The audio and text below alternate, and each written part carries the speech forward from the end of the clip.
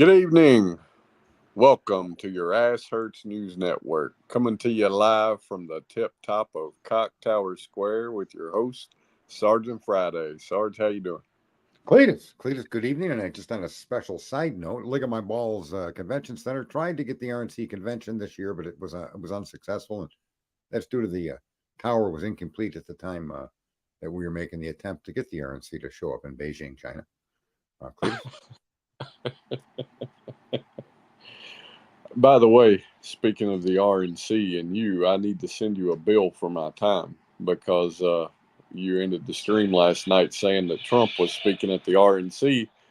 So I jumped the fuck off and went over to that and watched that horse shit for 45 fucking minutes only to realize that Trump's not speaking at it until Thursday. Right. I didn't say he was speaking that moment. You just, That's that the whole community college. You missed really that. Listen, missing community college really fucked you over. I sat and listened to the Teamster Union leader, whatever, president for fucking 15 minutes ramble on and blah, blah, blah. Well, that's the first time they've ever been in a Republican convention. Yeah, I hope it's the fucking last, because all he did is sit up there and tell everybody how, essentially they need to look down upon anybody that he deems as an elitist. And that pretty much involves anybody that's higher level than what the fuck did he say? I forget the term he used, but it was something to do with their income level. And I was like, that's fucked up. Just because somebody is outside of a certain income bracket that happens to fall in the realm of all the fucking people you want underneath you doesn't mean that they're fucking elitists. Why don't you sit out here and tell everybody they can do better than what they're doing if they just fucking try and think about it and find a way to do better? But no, I get what your angle is. You want everybody to unionize so that you get more fucking money. But yeah, anyway. Well, he was forced to show up because of the voters in his union. Yeah. I mean, this guy didn't have this change of view of the world. His members are all going to vote Trump. Gotcha. So what does he do? He wants to maintain his presidency and get reelected. He's got to come out in support of Trump because that's a member-driven preference. And that happened in a lot of unions across the country, but especially the Teamsters, the truck drivers, right? So, it's not him. It's not you, Cletus. It's me. Right? It's one of them deals. What the Fongula? Fongula and stew is a good thing to have. Well, I do have a couple of little clips that are rather short. I kind of want to jump through mine up towards the end there, where really I think there's a best part of my clip earlier was a couple of minutes towards the Midland point. So I don't know how I'm going to get to that, but it's a short clip nonetheless. But I will, if I skip it all, folks, just keep in mind I'm skipping because there's only really one segment that I think sums it all up, and that's the segment we should listen to. And sadly, I didn't write the time down. But rather than do that, I am going to start off with a thing from Sky News. Share screen. Let's see if it lets me here. Yeah. Okay. This is what we're going to start off with. So if you don't mind, we'll play this clip. It's around 9 minutes. We probably won't go through the whole clip, but we'll go through some of it. Why does that guy look like he just shit his pants? It looks like he's ready to grunt into his diaper. He's rather young. Not sure if he's outside of the range of diaper wearing. However, he's working for, and this is The Hill. I'm sorry. This isn't Sky News. This is The Hill. Okay. And I normally ignore all the media, folks, but I thought this one was kind of interesting. Someone brought it to my attention, and I thought, well, I'll give it a whirl. So let's give it a whirl and see what you all think of it. Details about the Secret Service's failure to protect former President Trump from the gunman on Saturday are emerging. CBS reports that a local law enforcement officer with direct knowledge of the incident said 3 snipers were stationed inside the building the shooter used in his attack. Now, one of the snipers inside the building saw the gunman looking up at the roof, observed it, and he disappeared, then came back, at which point one of the snipers took a picture of the gunman. By the time other officers came for backup, the gunman was already on top of the building, according to CBS. Bystanders who saw the gunman on the roof were calling out to police for nearly a minute and a half before shots started firing. It was ultimately a Secret Service sniper that killed the gunman. Now, Secret Service Director Kim Cheadle gave ABC News a very curious explanation for why there was no sniper stationed on the roof itself. She said, quote, "That building in particular has a sloped roof at its highest point. And so, there's a safety factor that would be considered there that we wouldn't want to put somebody up on a sloped roof." Now, there's two things I want to point out here, okay? That's the fucking stupidest. I want to see that in a document before I buy that. No, they really did say that. I think he's going to play the clip where they make that statement. But there's something I want to point out. Okay, I'm sorry. But what the fuck is a sniper doing taking pictures of a potential shooter with his cell phone? What the fuck is going on with us? And how the fuck do they expect anybody to just swallow that and be okay when the sniper that fucking took him out was on a goddamn sloped roof? Bro, these people don't have any interest in knowing what's going on. They're just going to try to spin narratives. That's all they've been trained to do. You don't think that these people that are elected and that they get appointed by are going to pay attention to actual facts. So let me make sure I understand this right. So you're saying that it is a fact that some official from the Secret Service gave that safety issue as an excuse for not putting a sniper on that roof. I'm gonna let this continue on, but don't you? Before I should have stopped it when the guy said they took a picture of the shooter. How is it you can identify somebody of interest and not draw down on him, but pull out your phone and take a picture? I don't understand that. I'm perplexed. I'm completely we live in an era where we do so many things that make no sense that it's almost the most energy draining thing in the world to actually fucking see it in constantly over and over again. The cell phone becomes the weapon of choice for a fucking sniper. You couldn't get me to fucking be a public figure unless I had enough money to hire my own private fucking security team and outfit them in the ways that they need to be and vet the shit out of them first. That's crazy as hell. Well, I want to know the name and the background of the guy that took a picture. That's number one. Let's continue and see just how deadly the slope of this roof. An infant could have ran around on it and not gotten hurt. But anyway, let's continue on with these paid professionals appointed by the people that you vote for. Here we are. Huh? Now, the FBI is continuing its investigation and has searched through the gunman's phone, conducted over 100 interviews, and searched through his home and vehicle where 2 explosive devices were found. On the day Sounds like Idaho conducted over 100 interviews. Of the shooting, Crooks told his father he wanted to go to a shooting range and asked to borrow his father's AR-15 rifle. Now, we do know he did have firing range experience, Cletus. That's been confirmed. Okay. Remember we were talking yesterday, but I want to also point out that the distance was almost a football field and a half. That's the distance he was shooting. Yeah, I mean, if he's used to 25 yards or something like that, then yeah, it's a whole different ballgame. Well, right, even 75 yards would be half the distance. Yeah, it's a whole different ballgame. So yeah, right. But so people can grasp the distance. It was a football field and a half, folks, roughly 150 yards or 450 feet. And that maybe helps you visualize the distances this psychopath was fucking at. According to ABC News, the father said it wasn't an unusual ask. Homeland Security Secretary Alejandro Mayorkas was asked whether he believed this was a failure by Secret Service. Take a listen. Do you agree that it was a failure? You said this cannot happen, but first and foremost, before you make sure you make the changes, you have to acknowledge what a failure this was. And in a note of observation, I wouldn't feel fucking safe if that guy was in a restaurant with me. He wouldn't make me feel comfortable. I wouldn't feel like there was a less likelihood of being robbed or slaughtered. Okay. I think anybody that holds these kinds of positions ought to look like fucking Steven Seagal and be as fucking wackadoodle as Steven Seagal. Cletus?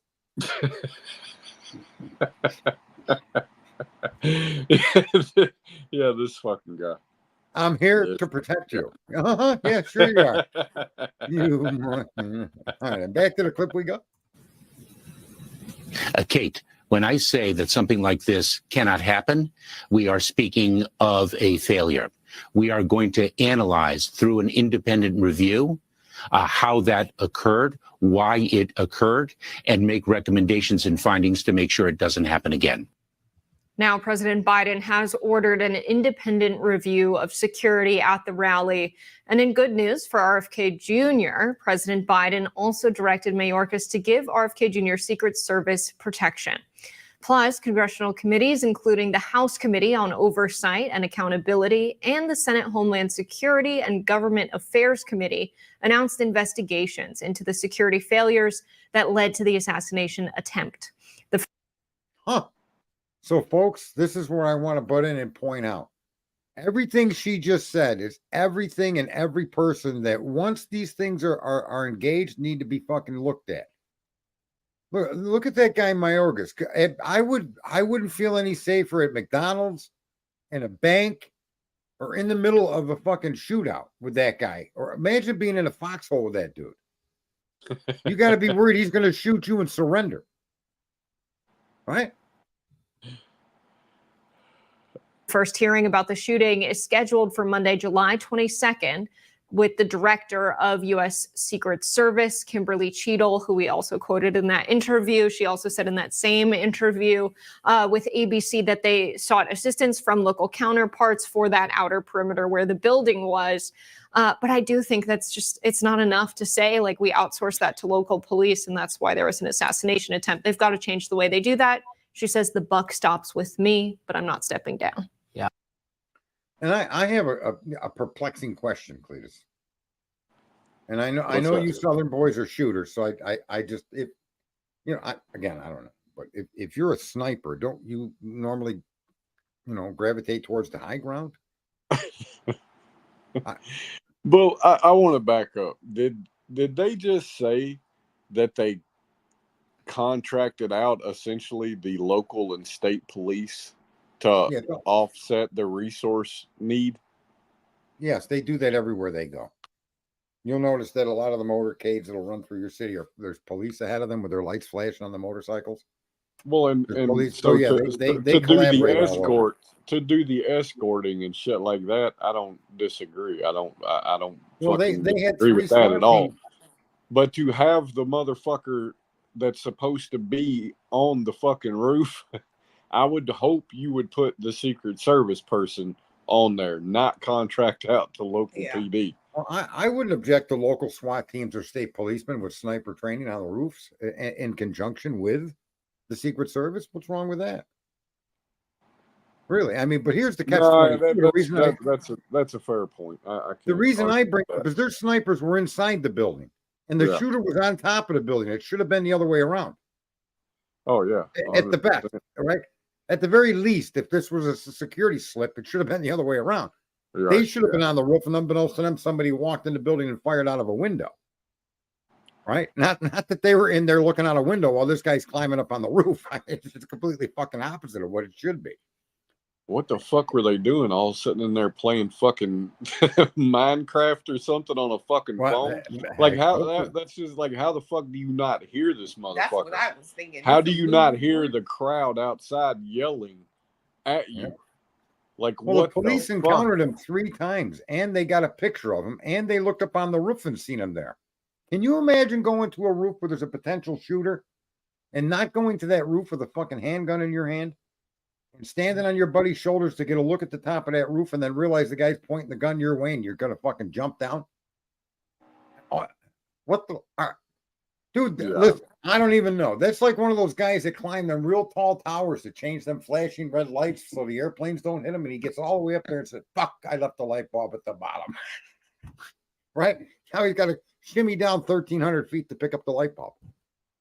Why the fuck would a cop overlook into a roofing where you know that you're looking for threats and you don't have a gun in one of your hands? Yeah, no fuck. Even if he had just fired the gun off in the air.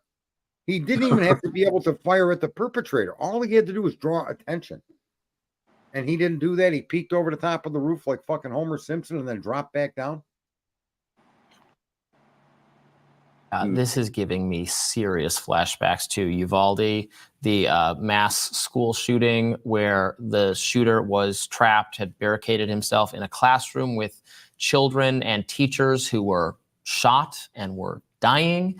And the cops waited outside the door and waited and waited and waited and waited, despite receiving phone calls from the dying children inside the room that their people were still alive and needed immediate medical attention, despite the training for police officers in that exact situation being to that's the job. I mean, they're heroes when they do their job to put themselves in harm's way for the rest of us. But what the training is don't wait, don't negotiate, don't treat it as a hostage situation. You rush the shooter. That is the lesson since Columbine. When it happened with Columbine, police didn't know how to handle that sort of thing. But in every subsequent case, you're supposed to engage the shooter, not wait for backup, not formulate some plan, engage the shooter. And horrific misbehavior transpired there. In this case, obviously it is still early and we are still investigating and we're still trying to understand what went wrong. But the idea that you wouldn't put a sniper on the roof where the shooter actually ended up using, because the roof was sloped. I mean, it wasn't so sloped you couldn't get up there. The shooter was up there and was able to get a shot off and wound Nick Donald Trump. So it couldn't be that precarious a position or that dangerous a position because the guy was up there and was able to do what he had come to do, failing, thank goodness, by a matter of inches. So that is, the snipers were in the building. In the building? They got to be on top of the building. It was an obvious, like if you look, Listen, I like this because Diaper Boy is giving it to him, right? You don't expect a guy like this, right, to be going after the fucking cops and the guys with the guns and the muscles and the fucking. Well, I mean, so I don't know. To me, where's the fucking checks and balances in the whole security thing? Because you can't necessarily put all the accountability on the guys that were in the fucking building. Where's the motherfucker that's saying, are y'all in position? Where's the motherfucker that's saying, y'all take this position, you take that position, blah, blah, blah. Somebody told those other two guys to get on the fucking roof behind him. There were other snipers on other roofs. That's what I'm saying. So who the fuck said, nah, don't worry about it. It's hot. You might slip and fall. That's who I want to fucking know. That's whose ass ought to be handed to him. This looks to me very much like, and this is, I'm not going to get into any discussion on this, but it looks like a intentional failure to deploy the people available. Almost, and it gives that sense of smell to me. I don't know if that's true. We have to wait, and that's conspiratorial. But it just seems to me that these points that are being made that you can observe by watching, it's very curious because I don't think any of us in here that knew that there were snipers available to the team would have told those snipers to go inside a building. I don't think even the dumbest of us. This young guy here that still wears diapers, obviously he's telling us he wouldn't have done that either. He'd have put him on the roof, right? Yeah. So who put them down there? And also, the sniper did have to call and say, I got a shot. And he has to call in to get permission to pull the trigger on that sniper rifle. And that came within 45 seconds, which is just not close enough. It should have came the minute he saw a guy pop his head up on the other side of the roof. But like I said in the beginning, did that sniper wonder if that wasn't another one of the teams from one of the other agencies? And well, that's the problem with intermixing agencies. There was a view I saw on Saturday that really made me think that there is a big fucking tree in between the line of sight of the sniper that actually fucking took the shot and the jackass that climbed up on the roof. I would have to go back and look at it again, but I'm almost positive there was foliage in between them. Yeah, let me also just say this too, folks. There's a picture out there showing a ladder that is false. It's no ladder was involved here. So there is a picture of a step ladder leaning up against a building that gives access to that roof. That's false. That's a doctored image, not real. Jesus Christ. And that's why I don't want to get into the conspiracy thing. I know that there was an order to stand down. I don't know that. It does smell like that. Well, but that's also conspiracy, because we don't trust anybody anymore. conspiracy theory or not, there's a failure in the checks and balances process before anybody took Right. that fucking stage. Somebody was responsible for the security plan of that fucking event. And And bad. whoever it was that signed off on, nah, don't put anybody on the roof, whoever made that call, their ass needs to be fired. Maybe the snipers were late. We Well- don't know the facts. That's the thing. We don't know that they were in the building as a result of an order or a lack of an order, or they showed up late, or we don't know. Maybe they were assembling themselves in the building to get up on the roof. We just don't know. Was Trump the first speaker? I can't speak to that, but he was speaking while they were in the building. So, presumptively, they should have been on the roof prior to him starting. That's what I was going to say. Typically, he's Right. not the first person. Typically, he's the last, right? Right. So, reason kind of tells me that they had been in there hanging the fuck out for a while. That would make sense, but like that's why I don't want to get too conspiratorial. It would Yeah. make sense. But we don't know one way or the other. Mhm. I'm no expert on security procedures or details. No. I'm sure you probably aren't either, Jessica. And I think anyone looking at a map of that area would go, that roof looks a little like the right vantage point for a would-be assassin. And you would think that they would have had the foresight to do something about that. So she has offered, this Kimberly Cheadle person has not given us any reason to be reassured that the actions of the police were good here. So I'm very, there are a lot of questions for her still to answer, but this is shaping up to look like an absolute cluster F. Right. Yeah. They should have had someone on another roof that wasn't sloped that had access to that route or a clean shot to that roof, because at the end of the day, this shooter, Thomas Crooks, ended up injuring 2 people and killing 1 person. Yeah. And Corey Compatore, I don't know how to say his last name, he lost his life. Yeah. But yes, that day. Now he's being called a hero. The heroes that were supposed to be there that day were the Secret Service and the local police officers. That's how you earn the title of hero, when you agree to do the job, or you unfortunately do have to lay your life on the line. There are circumstances where you might feel an immediate threat because your target that you need to neutralize has an AR-15, but you can't earn the title of hero without the heroism. You have to do something in a situation like that. And the fact that nothing was done, and it reminds us of Uvalde and the amount of money we're spending on police. I think a lot of people are questioning how public safety can happen in a way where we guarantee that the officers that are serving are good people that are willing to really do the job when the situation. While we are so glad that Donald Trump was not killed or even seriously injured at all, someone did lose their life. It was struck in the head, killed instantly, and 2 other people were pretty seriously injured from what we haven't seen a lot of additional reporting on that. But so this was not an incident that was consequence free. Someone died because potentially they did not do their job well enough. It certainly seems like they didn't. Yeah, it certainly seems like they didn't. That's like saying the sky is blue. Of course it looks that way, because that's exactly what it is here. Right? Oh, fucking hell! No, there is CL. There is no ladder. There's somebody on Twitter and on fucking TikTok that's showing those buildings with a red step ladder leaning up against one of the areas of the building. But my information is that that's false. The access to that building could have been done several ways. The gutter systems on that building, if you've got a gutter near an inside corner, those commercial gutters in an inside corner can be used to shimmy up that building. There's air conditioning units on the ground. There's other utility buildings that are shorter than the roof that would give you access to the roof. So, there's many ways to get up on that roof that would not require a ladder.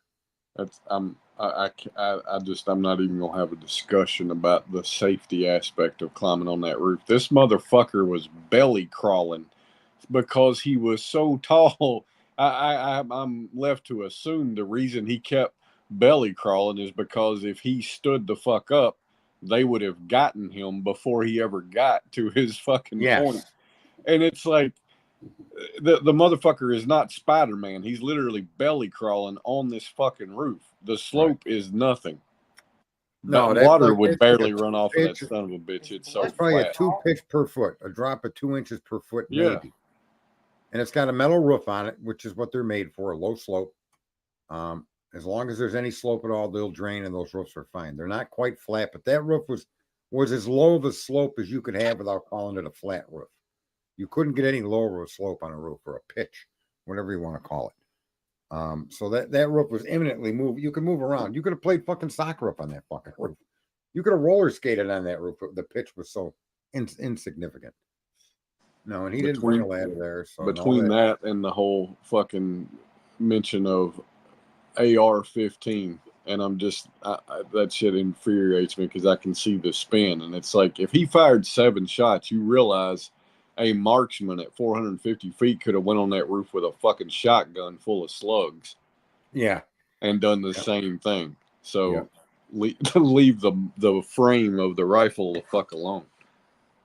Yeah, no. And you know, there's a lot of mitigating circumstances when you're firing a gun under duress like that. This is like a combat situation, and he knew, I think, that once he eclipsed that edge of that roof to get a shot in on Trump, that he was exposing himself. There's no way you couldn't know that. If you could look over that picture over the peak and see Trump, then your head was visible to anybody looking that way. And if you weren't aware of that, you wouldn't have been belly crawling up the fucking roof. You know what I mean? Yeah, it's crazy, folks. What a crazy fucking world we do live in. It is what it is. So I'm gonna play. I don't know. I don't seem to get any really big giant hits unless I address my videos to specific people connected to crimes everybody's infatuated with and got a fetish for. When I create a video and I actually have a relevant topic that I think is fair enough to share. There's a researcher, Genealogy Girl and Stacy Karma. You two need to start coming around. I got some shit for you. And if not, then you know, don't just show up randomly like you've been. I will fucking find you, and that'll be that. But bear with me here for this presentation.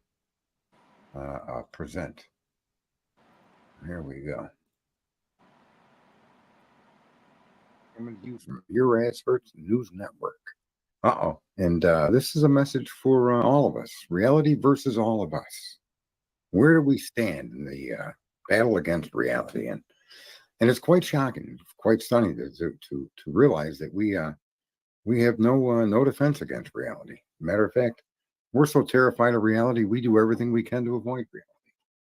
In the next few minutes, I'm going to give you a couple of examples. And for those of you wise enough, or for those of you who crave enough, and for those of you that would like to hear perspectives outside of the box that we're all put in, I urge you to listen forward, listen on, hear what I have to say. I'm also going to point out that this is going to be given in a very, very calm manner, regardless of the amount of passion this topic and topics similar to this will rise up inside of me and get me excited. And we all know the language I can speak. I've said it numerous times. I'm going to say it again. I should not be the messenger. I'm not equipped to be a messenger. I'm not equipped to do the things that I suggest we all need to do. I am equipped to be a part of, but not the person that does the messaging or the physical work and attributes that we're all going to have to put forward to do. I am able to fund some of it. I'm willing to do that. So on to the topic: reality versus all of us. Many of you don't know, and many of you do know, but most of you, whether you are in the camp of knowing or non-knowing, have no recollection, or for whatever reason don't seem to remember that this is the third attempt on President Trump's life. The third assassination attempt that was done in the public. The first one was where he was given a speech, and a man in front of the stage, in front of the podium, pulled out a handgun and was wrestled to task by the people around him. Everyday Joes. I don't know how many of you remember that, but that is a fact. Additionally, President Trump's motorcade was attacked by a vehicle that came flying out of the woods. Now, some may argue or show that wasn't actually an assassination attempt, but it certainly came across as one. And I didn't spend too much time reviewing it, but there you have two. And the third and latest attempt, they shot his ear off. And just for the sake of humor, folks, I mean, Trump don't listen to nobody anyway, so you're going to shoot the guy, don't aim for his ear. It's not going to change a damn thing. Okay, so now back to, and that was a little dose of reality too, right? Because we all know how Trump is. That's one of the reasons we like the guy. But let me give you something here, folks. This is I hope a message that's shared and carried across and people take it to heart. It's not a message of religion or spirituality or anything of that nature. It's just a simple common sense observation that we're all victims to ourselves, that all our problems are created by ourselves. And the 3 assassinations attempts that I just pointed out, ironically, all seem to I almost swore I'm not gonna. All 3 of these assassinations attempts all seem to follow the presidents that happen to be the ones we vote for on this side of the aisle, the centrists, the middle of the road, the common sense, the Republican, and even you right-wing wackos. I don't know why that is not so surprising to people, or that people are not pointing that out. Why is there a lapse in coverage when it comes to Republican candidates or presidents, including the Bushes, right? And then you've got Trump, Reagan. Why is it always Republican presidents that are taking the brunt of this? And I'm going to suggest to you folks it's because you do everything you can to avoid and ignore reality. In every single one of these instances, you've jumped on the bandwagon of conspiracy theories as if you're going to solve this through the fucking phone, excuse my language, or through the computer by observing it and making comments. The Secret Service must have been in on it. This one must have been. Meanwhile, you do nothing at all to stem the tide of the attempted assassinations against the people that you voted for. You've done nothing to stop that, nothing. You go down these conspiracy theories, these rabbit holes, and you chase all of these different ideas and possible theories and this and that and the other. You listen to rumors and speculation, people that come in with sources, people of third-party delivery of information, and you do nothing about the actual issue at hand. And the issue at hand is a grave one, folks. It's very grave. Why are the Republican candidates always the ones that they're attempting to be killed? Why is that? And that's because Republicans do nothing. We do nothing except jump into the hole of conspiracy. We do nothing but jump into the rabbit hole of theory. And we do nothing but jump away and run as fast as we can from reality. You know, in connection with the groups that I hang with now in true crime, they're an obvious purveyor of avoiding everything that's reality based. They can witness a crime and be told the facts of a crime, and then go out and find their own theory, their own victims, and their own stories to tell about that crime. Meanwhile, the actual truth of the crime is completely ignored. The same happens with politics. As I gave you the facts, that it's the Republican candidates that are always being attacked. Steve Scalise, Rand Paul, Donald Trump, Ronald Reagan, George Bush. I don't even need to know anything more than I said. Kennedy was attacked because basically he had some of the same principles and ideas about the nation as the other people that I've mentioned were attacked. Abe Lincoln. I mean, how far does this have to go, folks, before we realize that this amazing, incredible tool, the most powerful weapon the common man has ever been put in front of, the internet, the ability for me to make this particular message, to make these points and deliver them to, I hope, millions of people, if not, then even one, who then may himself take or herself this message and share it among others. The bottom line is, folks, this is a tool that we can provide action with. We can come together.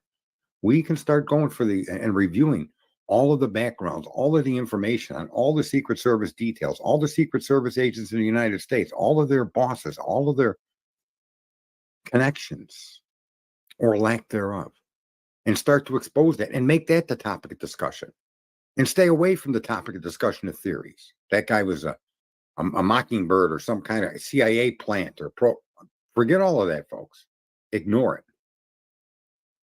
The issue we have here is the security preparation, the security details, the security execution by the actual people involved. Whether the people involved are being ordered to do what's allowed these things to take place, or if it just is unavoidable, is completely lost on us because none of us pay any attention. All of us pay no attention to what really matters. I want to pause that there because what needs to be said at this moment in time, folks, is that we get down this rabbit hole of conspiracies, and just in their very nature, they're a non-reality based concept, and they cannot be solved.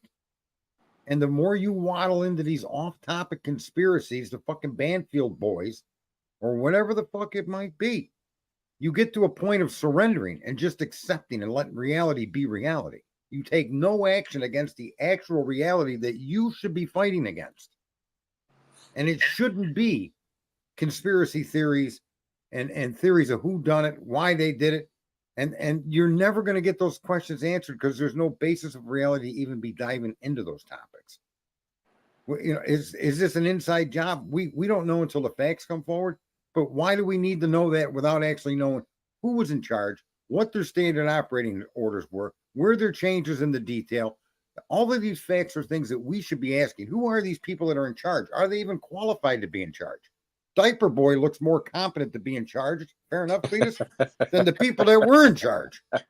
Fair enough? Yeah, I'd put him just a notch above Mayorkas.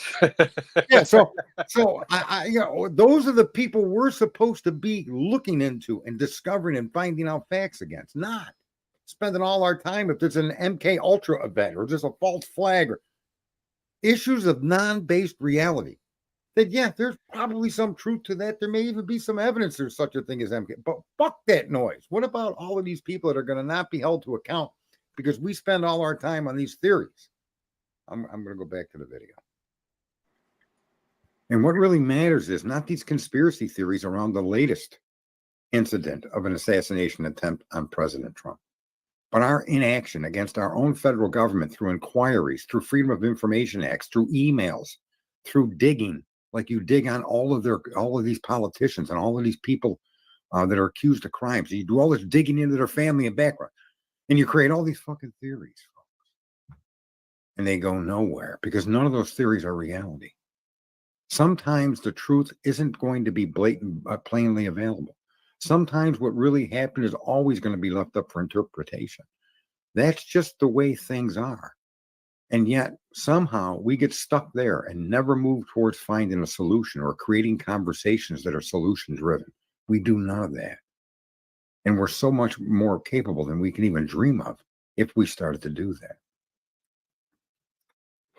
There's a lot we need to know about the Trump assassination attempt, but more importantly, there's a lot we can do to get ourselves involved as the citizens, as the government of we, the people, to know who these police officers were, who the state troopers were, who and what their backgrounds, how they connected, anybody that above them, their bosses, how are they promoted, who are they connected to, and start to discuss these things. And if there's any nefarious connection, not get stuck on it and create a complete new conspiracy theory, but in fact, just make it public.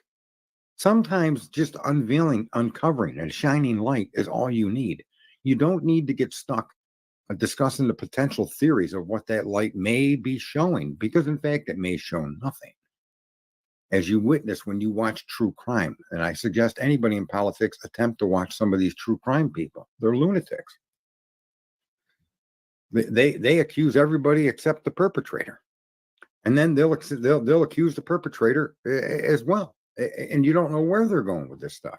But why aren't they paying attention to the government's action against the potential perpetrator, the accused? That's what we're supposed to be involved with. If we, the people, are the government of the United States, we shouldn't be worried about conspiracy theories as to who committed the murders in Idaho. Is a never-ending question.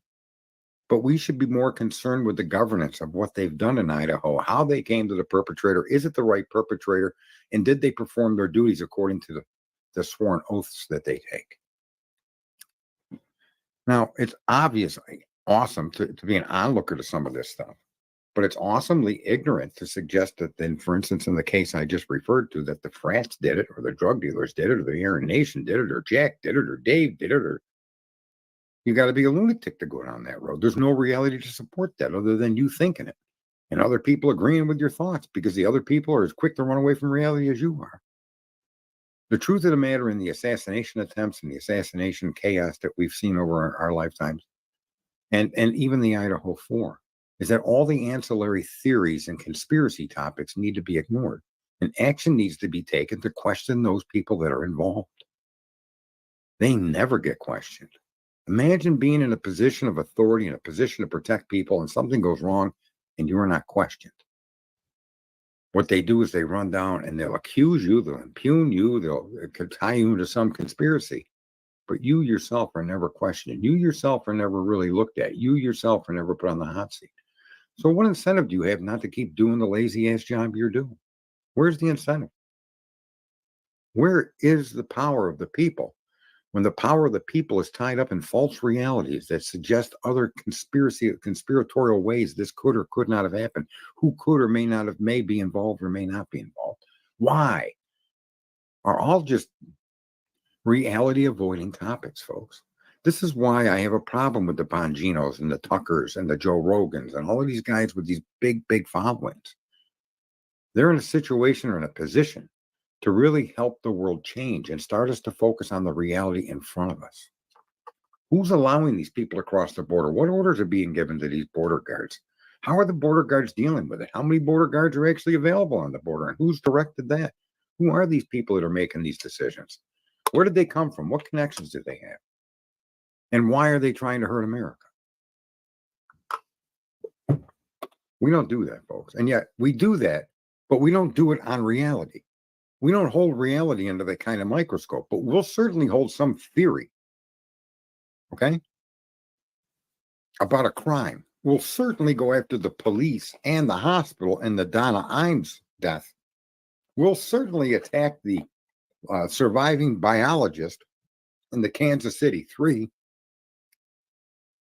but we won't go after the fentanyl. We won't talk about how dangerous the fentanyl is. We won't point out that in Idaho and every single college campus in the United States of America are surrounded by drug cartels.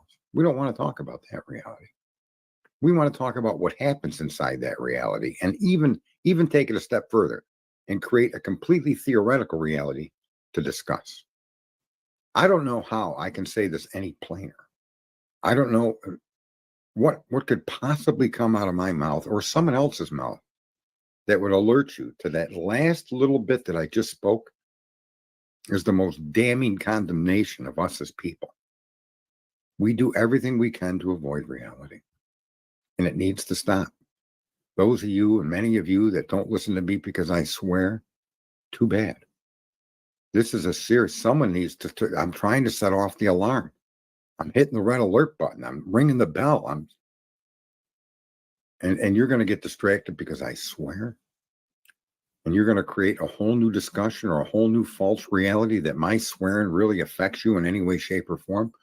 If the message that I'm giving you includes me showing a passion that's actually indignation and anger towards the stupidity of us as a group, and I use swear words to express myself, and you have a problem with that, then you'll never catch my message. You've been programmed to the point of ridiculousness.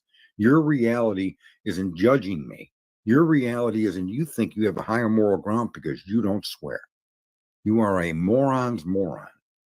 And there is the only way to save yourself from that is to just listen and see if what's being said will change your reality for the better. And I'm telling you, folks, we have the infinite capacity with this tool to communicate, to change the narratives, to change the topics, to change the results, to change the world. And we need to get going. We need to get going. And Donald J. Trump, all by him lonesome, ain't going to get none of that done without us. Without us. And I don't mean us voting for him. I mean us actually doing something to drive an outcome that's good for the rest of us, even those people you disagree with. And that's it. I'm glad you listened. If you didn't listen, well, that's your loss. As I've said, and I'll keep saying, I'm not here to collect your ear. I'm here to yell in that damn ear. End of story. From Your Ass Hurts News Network, a top cock tower in Beijing, China, this is Sergeant Frank. Have a good day. Mr. Cletus. That's pretty good.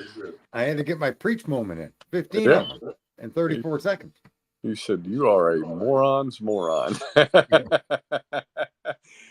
I was just. I don't know how people don't realize that by going into these fucking off the fucking data, off the factual subject, and bringing up like the Banfield boys, the harm they're doing to each other, and avoiding the facts of how fucked up this investigation was dealt with. And that never gets addressed. Look at how fucked up all this fentanyl is that killed the two people previous. Nobody discussed the fentanyl. As soon as they realized they couldn't keep blaming that fucking biologist, everybody dropped to Kansas City 3. And they ran from it. What about having a discussion with the intensity that you have that fucking these other crazy fucking ignorant streamers have on Aryan nations and drug dealers and fucking Enon Harsh and fucking all of those crazy topics? How come you're not talking about and looking into the infestation of drug cartels pushing fucking fentanyl into your campuses? That's the topic. Am I crazy or I mean, I keep asking myself that. Maybe I'm the fucking crazy one. Maybe the fentanyl is just not important. Cletus? No, I think you're the proper strength forehead flicking that a lot of people could probably benefit from. I'm sorry, I just keep going back to the beginning of this and them talking about the safety aspect of having a fucking having a sniper on that fucking roof, and I'm sitting here thinking, now if I'm Russia, I'm giving everybody the day the fuck off. Like, you motherfuckers ain't got. I'm working y'all entirely too hard. These motherfuckers are scared to walk on an incline. Oh, fuck, that's funny. I mean, it's just one of those things, right? Like, where it's like, even if that is true, there is no fucking way I would allow that to be put out until the entire thing is resolved. We have a final conclusion. And then if it's pertinent to be put the fuck out, I would let it be put out. But that's embarrassing as fuck to America to fucking say that shit. Well, to me, you would put snipers in any position that a sniper would take to take a shot, regardless of where it is. It's just like I would have put a motherfucker in a tree. Yeah. Like, I mean, what the fuck? We thought of the same thing at the same time. Even if fucking tree is relevant. But to put that shit out to the fucking media and say that that is even possibly a fucking excuse as to why is just it's well, just again, it's a distraction. Look at it, gets you talking about the stupidity of what they're saying. But what I want to know who these people in the security detail are, to the extent that we can find out. What are their backgrounds? Who are these people? And these questions, you see, here's the thing is all of these stupid little statements that they make, we think they're stupid, but they're not. They're intended to send us down those rabbit holes. Yeah. I mean, our opponents are very, very smart. I mean, that Mayorkas might look as harmless as a fucking fly, but they're cunning and evil. And they set us up to start on these discussions that are not relevant. What's relevant here is who was in charge. How did these orders get distributed? Who were the snipers? What is their training? All of that stuff matters. And these people need to be terminated. And I don't give a fuck. The union needs to bow down. But see, we won't focus on doing that. Every single time they give us another stupid fucking question, an answer to a question that's stupid, like the roof pitch, we're going to focus on that. We are so well programmed that it's stunning. And they just, with a few keywords and a couple of ridiculous statements, change the topic off of them. And the only thing that you include them in is how stupid their statement is. But that really isn't our problem. It's what they did before that statement that prompted them to cause them to make that statement. It's those actions that need to be questioned before that. Well, my point in bringing that up is that's something else that I kind of feel like people should be bitching about. Don't put that shit out in the fucking news. Get your fucking case resolved. Get it figured the fuck out and then lay it out there as is. But don't come out 3 days in with that bullshit. Because we don't hold them to that standard. We don't hold any of these people to account. But we should. We fucking should, because that's fucking crazy. I don't care about the statement, because the statement, again, is I know that that's a way to set us off on a whole new fucking trajectory away from how fucked up that situation is and how sadly that was mishandled and how but I'm saying that was made by a public official, that motherfucker should be chastised. Your case, you haven't fucking investigated to completion. Shut the fuck up. No, You know what I I mean? agree with you there, but these people are emboldened to do that because their goal is to get us off the topic of what really, really matters here. Yeah. And what matters is we do need to know if there was an order to stand down or there was an order or lack of orders to secure that roof and who was in charge of giving those orders. Yeah. That person needs to be fired with no pension. They need to be held to the highest level of account because they're in the highest position to protect the sitting or a former president or a sitting president. Imagine if there was Joe Biden, they did that too. Well, and if fired at a minimum, right? If it proves out that something they did or failed to do is what led to this, then they absolutely should be fucking prosecuted. Exactly. A dereliction of duty. Can't they do that to you in the military? They're doing it to that police chief from Uvalde. There you go. So and that's what we do. We as a group need to focus on that aspect of this, not anything that comes out through the mainstream media. Even if you think the media is great, like Dan Bandito, that fucking flat-headed fucking twit. Boy, I can't stand that fucking guy. Fuck. No, for real. I don't even. I probably would if I saw him, but I off the top of my head, I can't even think. I know the name, but I don't know anything about him, other than the fact that you can't stand him. Well, the government doesn't fire their own special projects, but we need to demand it. This is what I mean. Twitter is a place where you can actually create conversation and create topics. And what do? We respond to the topics they give us. And how we don't see that is incredible to me. Let's say tomorrow morning that all of the conservative fucking people that have these fucking talking heads, these jerk offs, started saying, who was in charge of that security detail? Who gave the orders and who laid the plan out for the protection of this president? What is their name? And they have sources. They have the ability to dig. They know. They have access to all the government files and who's who. And then they said, and then we all get on board. Yeah, who is this person? We want this person fired immediately.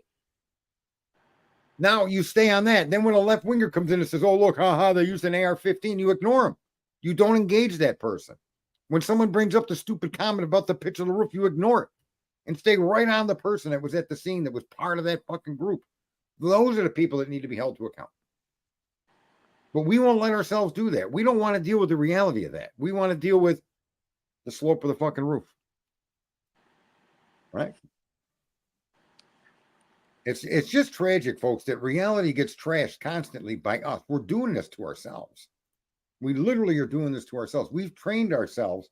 The moon landing's fake. The earth is flat. There's Bigfoot. There's a reason why I don't engage those topics. You kind of see it now why I don't engage them, right, Cletus? Oh, yeah. No, I understand it. If we want to have an entertaining discussion about it, but if you're going to get all fucking that you believe that this shit is real, then I can't have that conversation. There's no amusement for me to know that you're that fucking stupid. A real moron. I mean, I have at that point no fucking interest to talk to you. You're going to come up here and debate me whether the earth is flat. Well, the only person that's telling me that are a few wackadoodles like you. And since you have no conclusive evidence to prove that to me, I can't have a conversation with you. Bigfoot is real. You have no way to show that that's true. The math contradicts you. I can't talk to people like that. You're gone. You're fucking completely programmed. And you are the people that bring that shit up that harm everybody that listens to you. And the people listening to you don't even realize they're getting harmed. That's how insidious this program is. I mean, in all fairness, Cletus, I think I'm pointing out to people the huge secret that they use against us, the huge means under which they keep us controlled. Imagine chasing the conspiracy theories like we do on the Idaho 4 and come to no conclusions. And we just give up because it's unsolvable, right? Mm-hmm. And who's going to hold that guy, Bill Thompson, to account? How about Officer Payne? How about the cast guy? How about the state police that were involved? Who's going to hold them to account? We're supposed to be doing that. That's what we're supposed to be paying attention to. Not the frat boys. No, none of that, folks. That's none of our damn business. And we shouldn't be out there impugning people like Kopaka or Harsh, Enon Harsh. We just, what the fuck, bro? You see, I get frustrated because I know that what I'm pointing out doesn't take much intelligence to understand. Am I accurate in that? Yeah, I would agree completely. I'm not trying to teach you to tie a shoe. This is even easier than that.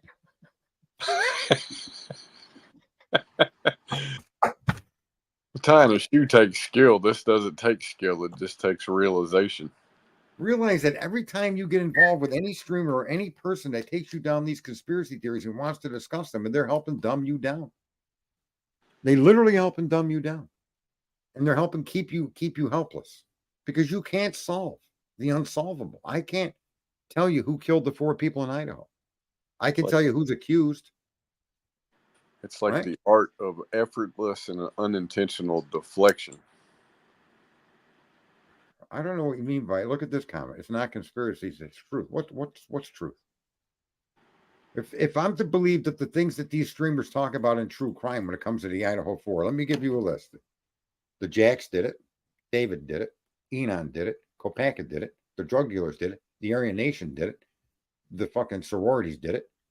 When do I fucking stop? Which one of these is the fucking truth? Come on, Michelle. Give me which one of these is the truth that I should be paying a fucking attention to? What truth? No truth to any of them fucking conversation. Banfield boys did it. The Grub Truck boys did it. Look at what this guy looks like. This guy looks like that. Look at that guy. He's got bushy eyebrows. Look at Saeed. He's holding his phone up. Where? Look at this guy's getting pissed on. They're fucking pissing on Ethan while he's dead. How about the manhole cover with that fucking conspirator fucking person? I'm angry. Who's that person? He said, "I'm The angry." central Who is that fucking scrutinizer. person? The central scrutinizer did There it. you go. The manhole cover being moved. The car headlights. The fucking horn that beeps. The dog that barks. Which one of these are not conspiracy theories? Come on. Come on. Holy fuck, have we been dumbed down to the incredible fucking level of just dumb. Oh my God. Everything we turn into a conspiracy theory. Everything. Well, what I meant by the art of effortless and unintentional deflection, right, is a lot of people, well, Tommy and the pissing on Ethan's face, right? That's a deflection. He's not intentionally doing it. He fucking believes it. And he's been programmed He's to the been extreme. programmed to unintentionally and effortlessly deflect, just like he does himself. He allows himself to be done, right? And we all have some of it in us, except maybe you. You may be the one fucking Jedi master of anti-deflection. I don't know. Yeah, inside job. It's an inside job. You know that like you don't know nothing. You don't know it's an inside job. And there's nothing wrong with having that little question mark or even suggesting it because it could have been. But to focus on that as being the only answer just makes you a twit. Twit. It's just insane. Honestly, you could have a better conversation with Emo, whoever that puppet master is behind the fucking curtain. You might as well go find the guy from the Wizard of Oz to tell you your next fucking move in life. It's insane. An inside job. There's no way to know that. And whether it was inside job or not, just talking about it is a fucking waste of energy. Why not start finding out who these people are that were inside this fucking security detail? And start posting those questions on the internet. Start trying to talk about that, trying to discover who these people are. Address these big fucking news media people and news outlets.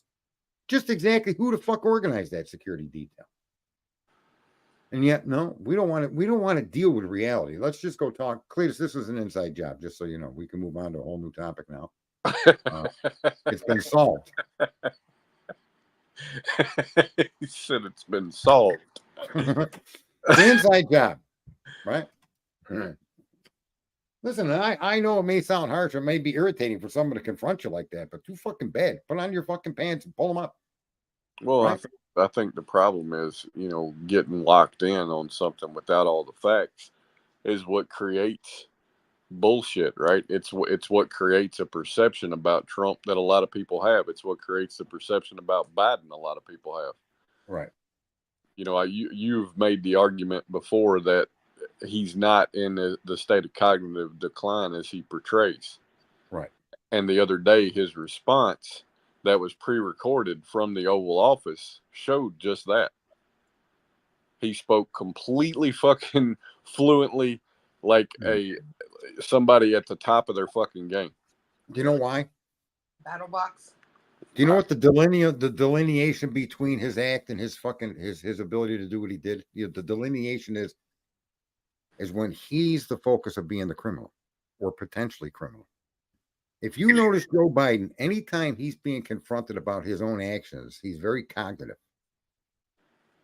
And if there's a threat of his actions being attacked, he's very cognitive. Otherwise, he's just waffling, fucking drifting, fucking walking around like he's fucking lost. That's an act, as far as I'm concerned. That's not real. Clue did correct me, because there were 2 times in his speech. The only things that I really caught that were slips was when he said battle box instead of ballot box. Right. Yeah, and that could be the way he pronounces words. You saw that it's got a weird twang about you, so I wouldn't really be too critical on poor Joe.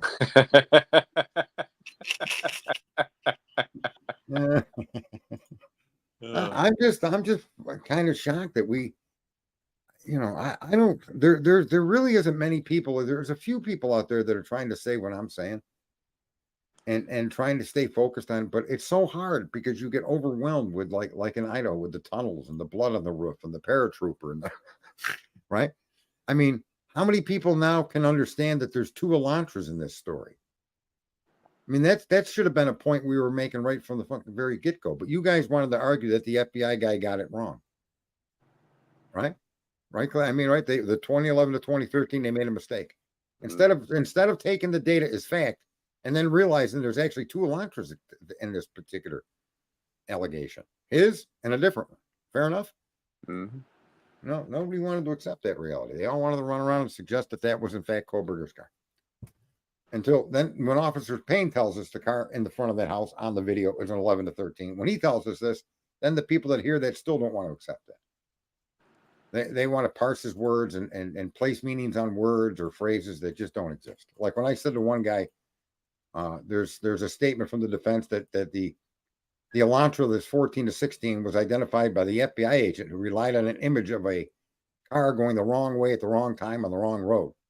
And this person's answer to that statement was, well, maybe he made a U-turn. What a stupid motherfucker about avoiding reality. There's nothing in that statement that indicates, there's nothing in the PCA. There's nothing. There's no video allegation that anybody made any U-turns anywhere.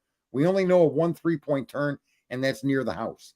Near the house can't be misconstrued as on the wrong road, the wrong place, the wrong time. Fair enough? Fair enough. I don't understand how these facts elude people, or the facts of reality are not accepted at face value. You have to accept them at face value. If reality then points out that a fact contradicts it, then you accept that. But reality is not that hard to deal with. If it's easier, I don't know why you think it. Is it easier to run from reality, Cletus? I think it is, man. Maybe it's more interesting. He shouldn't have jumped out. He should have finished that conversation. But maybe, folks, it's more interesting to chase non-reality topics than it is to deal with reality. In relation to my own personal life, I did have a problem with the Internal Revenue Service. Not because I didn't pay them or I owed them money, but because they actually took money from me under a specific reason that was valid. But the reason was so insignificant that once I corrected that reason, their possession of my money, it should have been returned to me.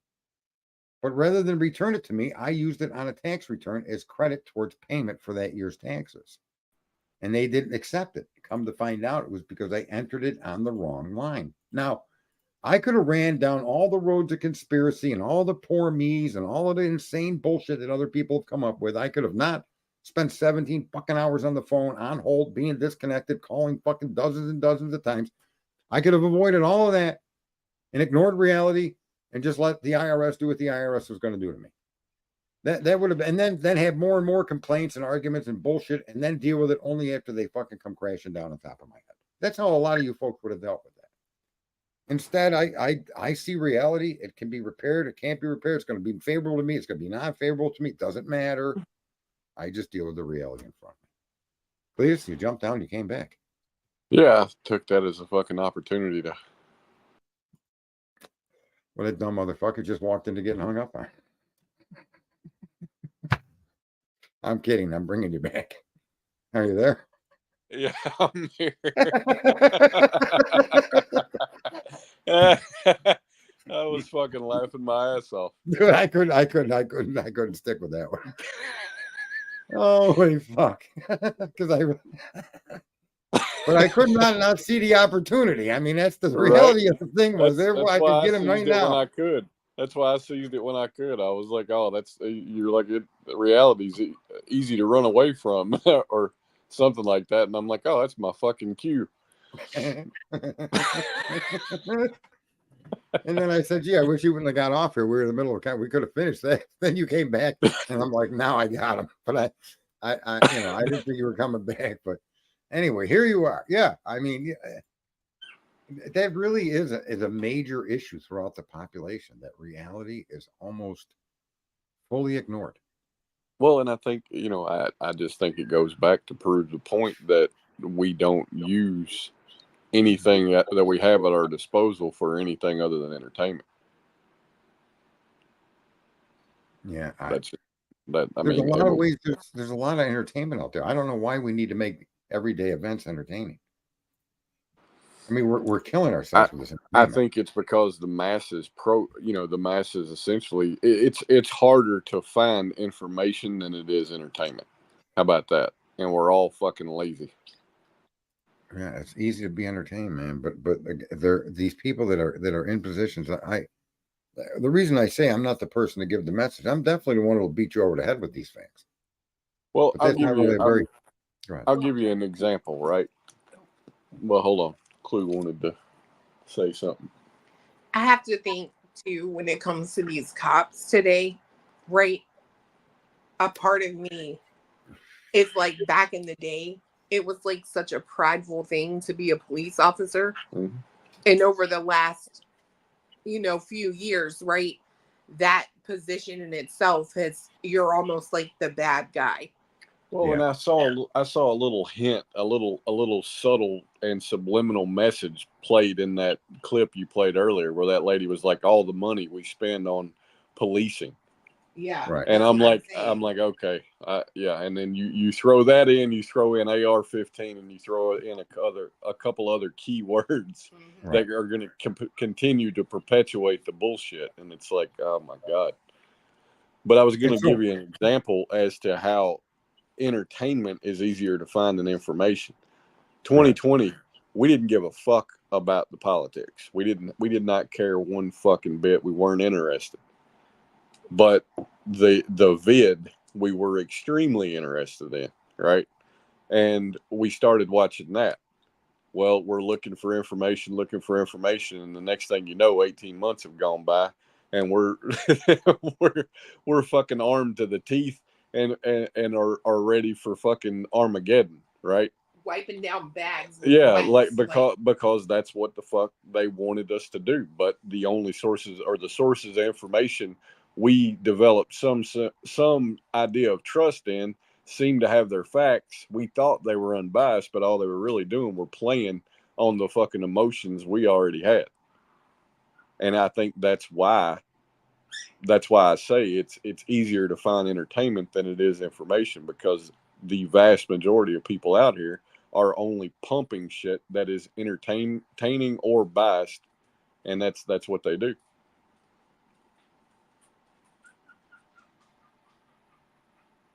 Did he fucking run away? No, I'm right here. Oh. I want to make a point to further what you're saying. Let's take Ben Shapiro, and everybody thinks he's a very brilliant, very intelligent guy, and I'm going to say that he's probably 0.1% of an IQ point smarter than the rest of us. But that 0.1% of 1% has taught him that he can manipulate you to get you to see him in that light. He never offers up any solutions. Now, he'll tear a transgender person apart or the illegal crossings of the border apart, and he'll put it in such a way that you can't argue that the points he's making are absolutely true. But in no way, shape, or form does he look to find accountability to try to come to a solution to the problems that he's describing. I think it's fucking incredible that people interpret that guy as smart, and he is. He's a smart con man, and you people are just 0.1 of 1 percentage point away from being fucking smart enough to see that. You're just that close to being fucking smart. And you're all fucking stupid. The people you attribute smartness to, people that you think are on your team, like the Bonginos and the Tuckers and the fucking Sean Hannity's and the Ben Shapiro's and all of the Candace fucking Owens. These people are not on your fucking team.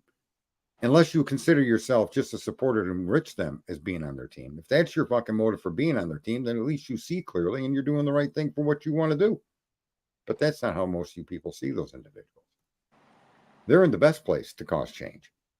And what do? They feed you the outrage and they describe it in ways that just tickles your fancy. But it never solves any fucking problems.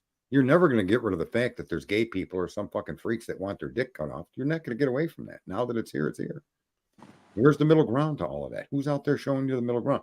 How is it when you have a discussion with somebody who believes in global warming that you want to argue about their belief rather than try to see anything in their belief that could contribute to the benefit of both of us? And there are things in that philosophy, just like your religious philosophy. There are things in your religious philosophy that would help the global warming.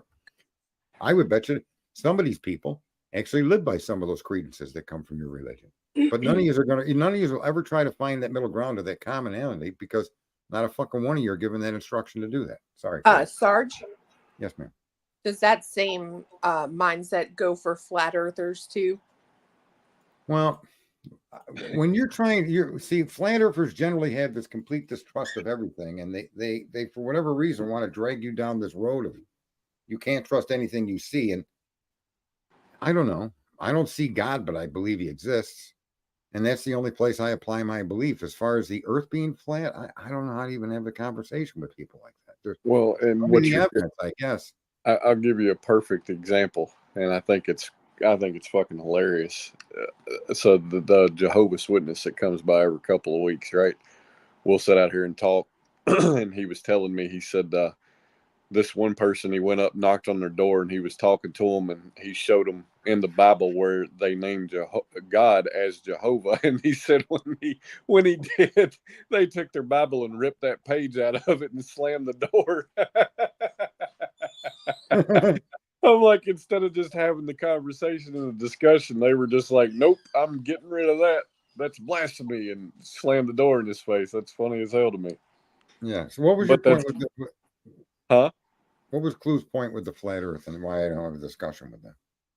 Well, I mean, you said something about finding a middle ground. Right. And the middle ground on that is we all live on Earth. That's about the best I can come up with. Yeah. Right. But is it a flat ground? In places, rounded? Well, they're right, because in many places it is flat. I mean, I would argue that there's many significant areas of the Earth that could be shown to be flat. I'm being a sarcastic asshole. I know you are, and I'm just being sarcastic back by pretending not to be sarcastic. I was like, I'm sitting here thinking to myself, if you get this motherfucker going, I'm taking him down off of his pedestal just a notch. The one that he sets himself on. But I mean, there is the middle ground to all of this, and that's where the only place we can all survive is on the middle ground. Yeah. And their side gets caught up in their preached to conspiracies that they then want to jam down your throat and teach your kids at 6 years old about their winkers getting fucking twisted off. That we object to. And we object to that not because of our religion, but just because of common sense. And it's even their people that are telling us you can't hit your kid when you're little. Their own common sense has told us, and they preach to the world their views about the sanctity of childhood and how they're the developmental years and how important they are and how babies can even hear the mother in the womb. And then the first thing these kids got to be talking about are sexual intercourse. Come on. I mean, there is a middle ground to that. And both things can be true. There is a time for discussion of sexual interactions between people, but not at 5, 6, 7 years old, right? At the end of the day, if we don't look for a middle ground at all times, we're just a conversation away from being the motherfucker on the roof or the asshole that couldn't fucking climb a 212 pitch. Right. You know what I mean? I mean, that's literally the way I see it. Like, both things were fucking stupid. And somebody made that choice because they wouldn't find a happy medium. Well, not just that, but they also make those statements to distract us and get us off on the topic to go after them for that rather than going after them. No, I know, but I'm using that as a fucking example, right? I mean, it literally is the what it is, right? Look at this. We got someone that Truth Not Feelings convinced me the world is flat. Well, that's why you got that picture of that stupid donkey in your fucking avatar. It fits. Sometimes we are what we are. I mean,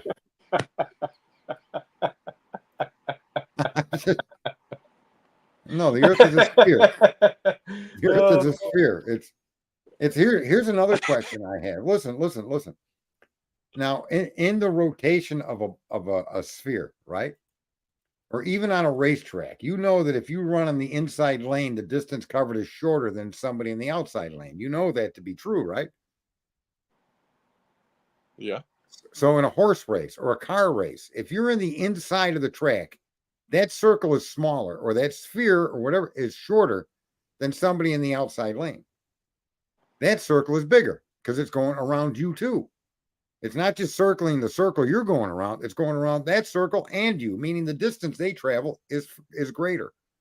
Fair enough? Mm-hmm. Then how is it at the poles the days aren't 12 hours versus the equator? Because as the Earth moves forward, as it completes its spherical shape, the sphere at the top is a smaller circle than the sphere in the middle. So how the fuck are they able to maintain a 24-hour time cycle in both areas? There's a simple answer to that, but that's actually a good observational question. And that's what I mean about reality, folks. The people, we don't consider anything in reality. We don't give it any. That's like a deeper level of thinking. And there's a really stupid answer to that. I mean, it's obvious that the time it's going to take to make a revolution is going to be the same. But in the theory of a circle and a track, you'll see that theory is correct too. The outside lane is a greater distance than the inside lane. It's really not going to matter if it's flat or round when you steer this bitch straight into the sun. Right. And if the world is flat, where's the edge? Why haven't people gone to the edge and peered off it? Right. Right. Where are those images? You mean to tell me they don't have cameras? They don't work on the edge? I don't know. And where would the edge be? How far from the center? How far is the distance from left to right? How far is it north to south? North, south, and east and west would still apply. So where are these starting and ending points? Because it seems to me that if you fly an airplane, it circles the globe and comes all the way. If you start in California and fly across the United States and keep going, you'll end up back in California, will you not? Yeah. Never seeing the edge of the world. So in that respect, how do you argue the world is flat? I can't. There's certain things that you can observe that contradict it. So, but again, reality is we want topics that break us from reality. It's just very sad, and we get caught in those rabbit holes. The fact that you believe it's wrong. No, there is with not an open mind. An open mind is an empty head. I don't know how people don't understand what that statement really implies. An open mind is an empty head that could be filled with bullshit. And that's exactly what happens. An open mind would have would just be a dangerous thing to have all the time. The possibility of flatness, it just isn't possible. There's no evidence to support that, and so I won't go with that. You need to bring me a solitary piece of evidence that shows the Earth is flat, an unquestionable, unimpeachable piece of evidence, or the whole topic itself is irritating. Cletus?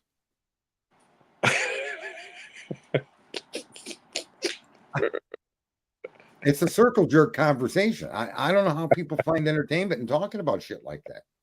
What am I missing? Is there a part of life that I missed out on?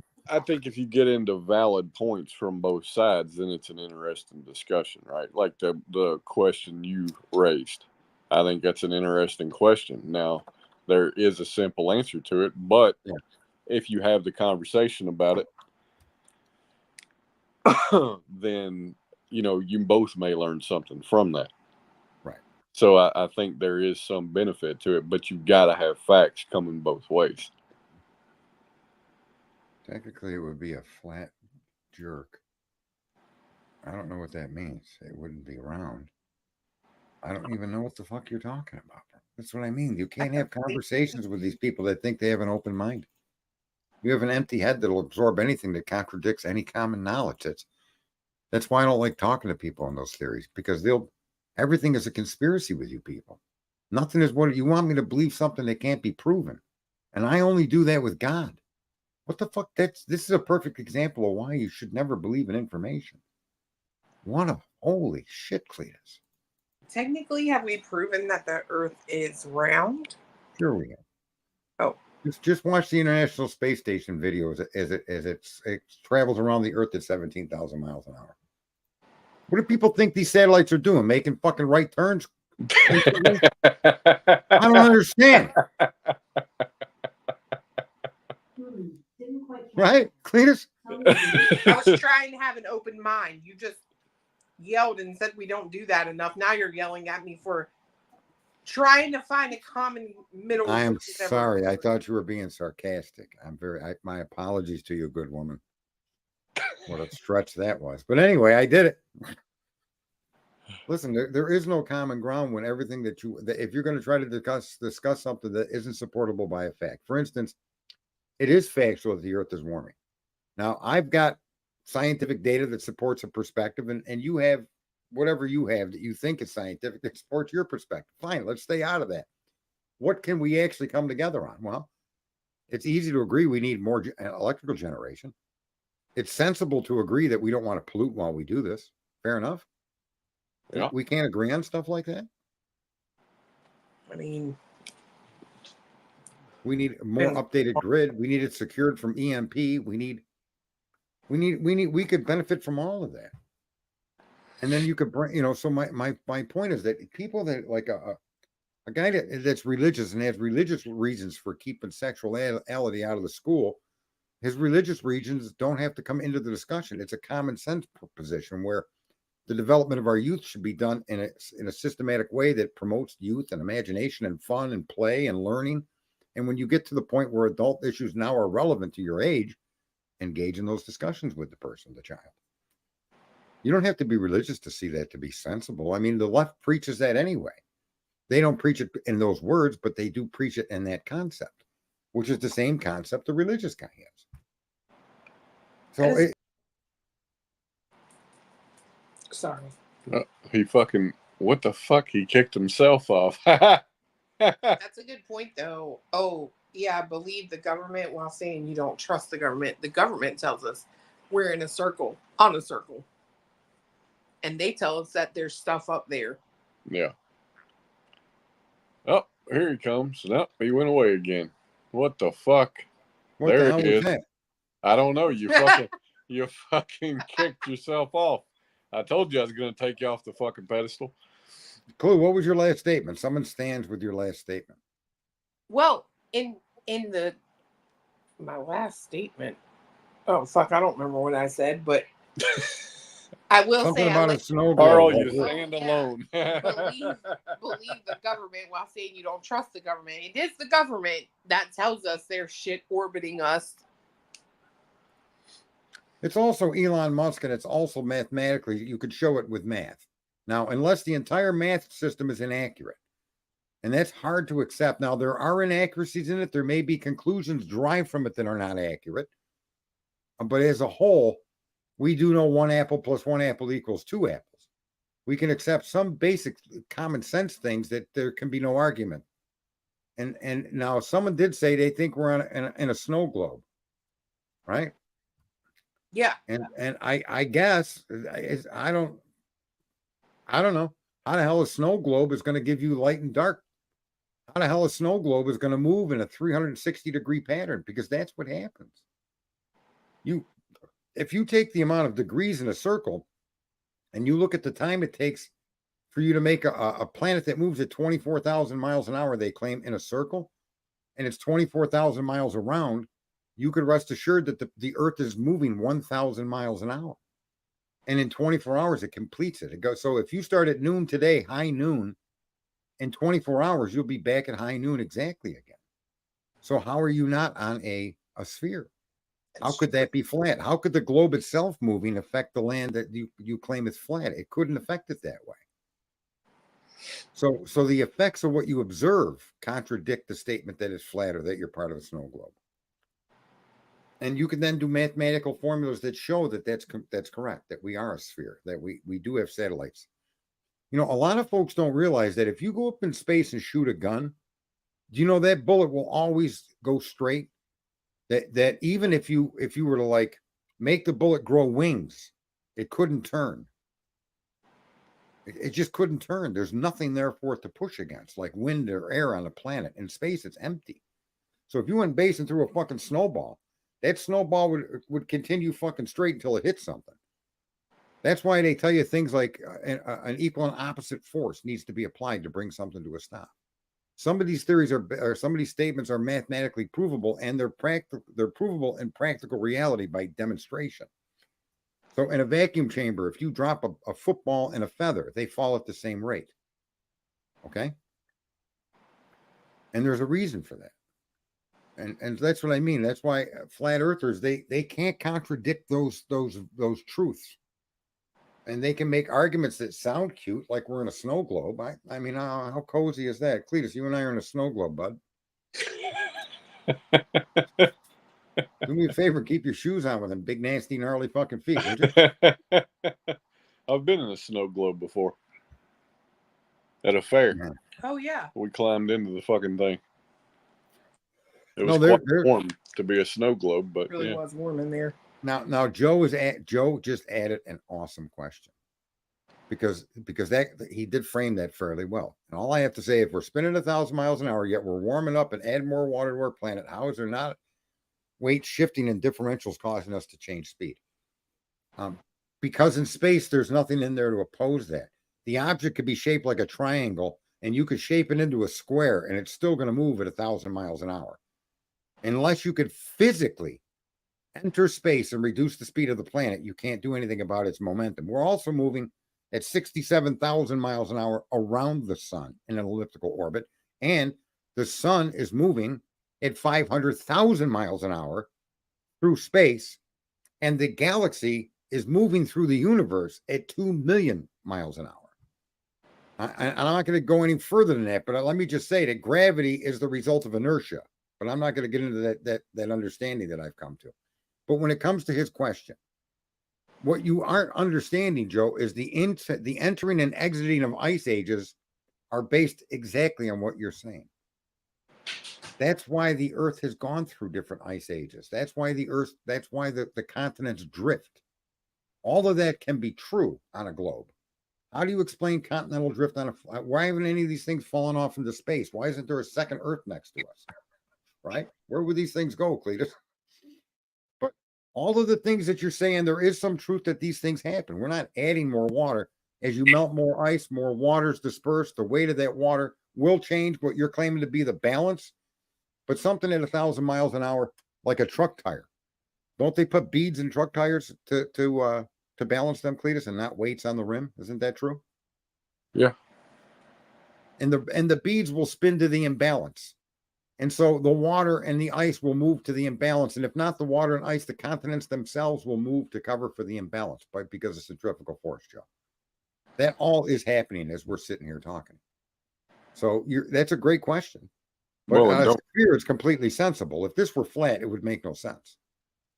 Could that not also explain the shift in the poles? Yes. Yes, exactly. Yeah. So I think that was a better question than arguing that the Earth is flat. And this can be shown to be mathematically correct and observationally correct. Okay? That is correct. Temps on Earth have always fluctuated. Right. And Joe, or Heather, we're still 2 degrees cooler than we were before 1300. Before the mini ice age set in and ended in 1850. We still are 2 degrees cooler than pre-ice age, pre-mini ice age global temperatures. So regardless of what we've done as humanity, we've been warming since 1850 before we even fired our first car up. Anyway, Cletus, these things in reality that we all want to avoid, how do you think we can arrest that or stop that or convince people to stop doing that shit? Keep on keeping on. Keep fucking having the conversations that are interesting but not necessarily entertaining. And then, I think that's what it boils down to. You motherfucker. I thought you kicked me down. I thought you knocked me down. No. Why would you say that? Because I looked at the screen and it was just you. I'm like, what the fuck? I'm mid fucking sentence. No, I think. Oh, no, it's switched. Reprogramming ourselves to realize that, information can fulfill the same thing, the same need as the entertainment we consume. Where's she laughing at? She's laughing at me. He's like, you motherfucker. Yeah, I'm like, why you would say motherfucker. That was fucking funny. Oh, You got me and didn't even fucking get me. I know. It's like No, the I inner mean, rage came out in Cletus. I just think that's what it is, right? Is we just got to keep having conversations, and people just got to realize that the entertainment aspect of them is, or that they're consuming is programmed to be that way. And Right, the like quicker earlier- they fucking realize that that's exactly what they're succumbing to, the better off we are. Now, earlier there was a person called Genealogical Girl in here, and when I did a whole bunch of political stuff for those few years, that person was very good at research and digging, and there's another person called Stacy Karma. She's also very good. They're like, they eclipse Lana and they eclipse the other fact finders that you see in true crime. They literally eclipse. They get into databases and find information about people. You're like, how the fuck they do that? Maybe they're CIA. I don't know. But anyway, they're the ones that need to get involved and showing the reality to people and digging into the backgrounds of the people that were at that crime, that were at the speech, that are part of those teams. They could get right into the police department's list and they'll take pictures and they'll know who was on that fucking roof. Believe me, they'll find out. National security protecting them or not. There's too much public information for those two girls not to find out who you are. Don't show your face. I'm telling you. They were awesome investigators when it came to digging, especially politically. And that's what we need, to dig into the background of all those involved. The same thing in these crimes. Who are these policemen? Where were they hired? Where were they trained? What college did they go to? Right? Did this cop get a job because his dad used to work there and that's the whole basis he's there? These things are important things to know. Put that person on blast. You should be a security guard, God damn it, Officer Payne. Right? We'll hire you at Lick of My Balls fucking convention center. Sounds like a standard woman whose brain is really busy. Yeah, that's why I take a nap every day. What do I say, Cletus? A nap to get away from myself.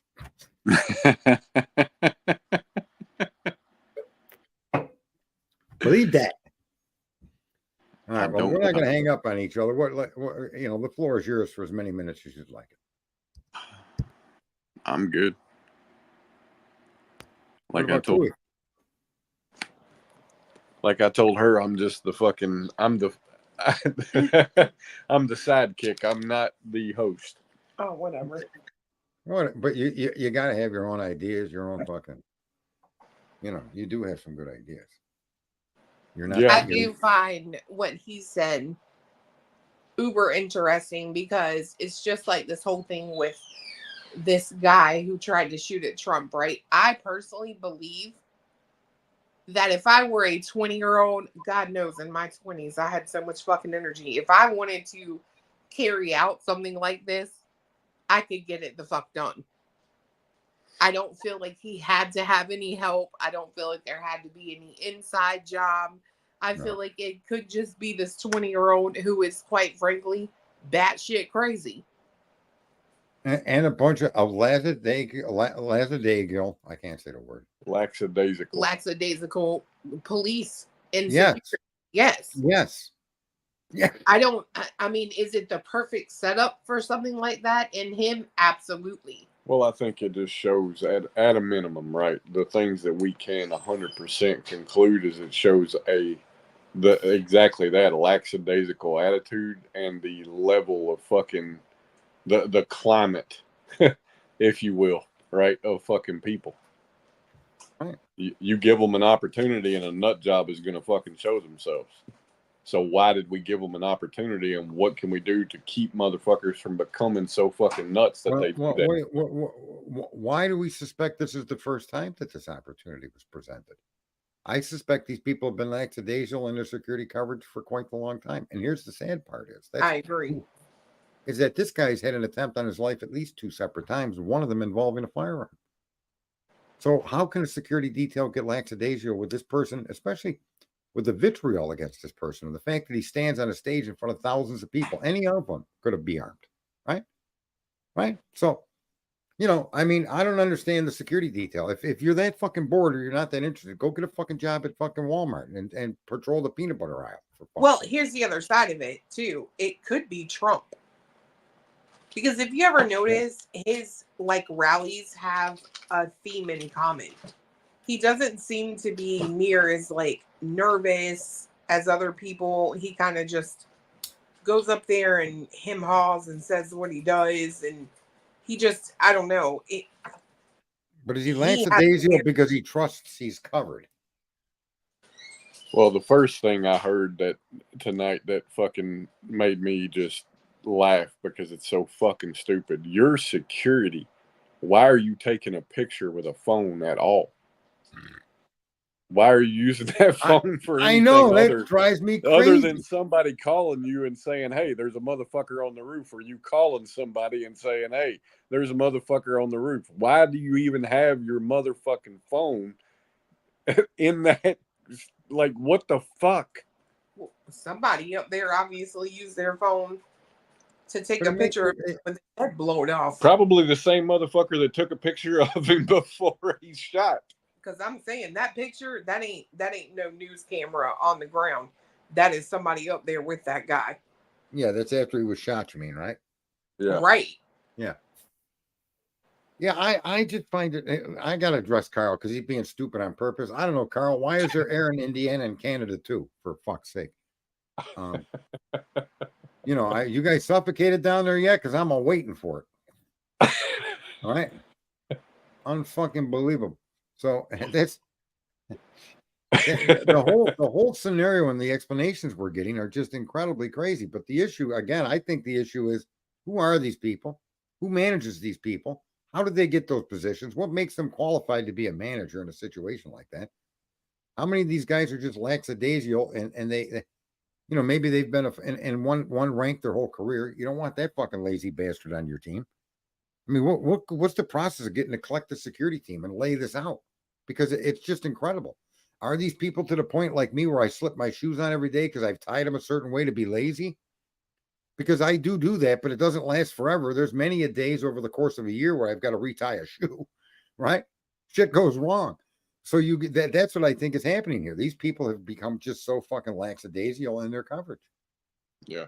I don't know that makes it an inside job. It's endemic corruption. Yeah, is it's what an it is. inside job because it's inside America and it's a representation of fucking all of us and how far we've fallen. That's why I laugh at and the first thing that comes to my mind is all of the foreign leaders that we're in active conflicts against or Right. potentially about to be. And if I'm them, I'm fucking sitting there going, yeah, this is fucking awesome. Why would Yeah. you even want to take this country over would be my question. Watching this crap. Like, I'm Well- dead ass serious. The people that control this nation aren't just companies like BlackRock and all these big names. Those companies are controlled by the criminals. This is one of the reasons Kennedy was killed. It never really gets talked about. Why did Kennedy allow the mob to cheat for him and then go after the mob when he got in office? Can anybody make any heads or tails out of that? I mean, that was proof positive to this man that the criminals and the government were tied together at the hip. And then he didn't even attempt to rein his brother in when they were going after the mafia. Why? And this is why Kennedy, I suspect, was killed. He's like Trump. He's trying to go after the swamp. Now, Kennedy may have different societal differences or ideas of how the world should work as a Democrat when it comes to social issues. But the core things of what his administration were doing were very counter the established deep state and swamp, which has been around since World War II, since we allowed the Nazis to stand up our intelligence services. This goes back long even before World War II started, folks. The infiltration and the intermixing. Look at, we all know and we think it's kind of cool that if it not for the mafia in New York, none of those weapons of war would have been shipped across the ocean. They had to make a deal. They had to give freedom to a convicted murderer to get those docks opened up. Our government has been involved with criminals for a long time, and it's worse now than it's ever been. And they hide behind names like Bank of America, BlackRock, State Farm, Disney. That's the truth. And we don't want to confront that reality. I'll probably get shot now, you fucks, because you guys don't want to deal with it. And I got to say it out loud. Cletus?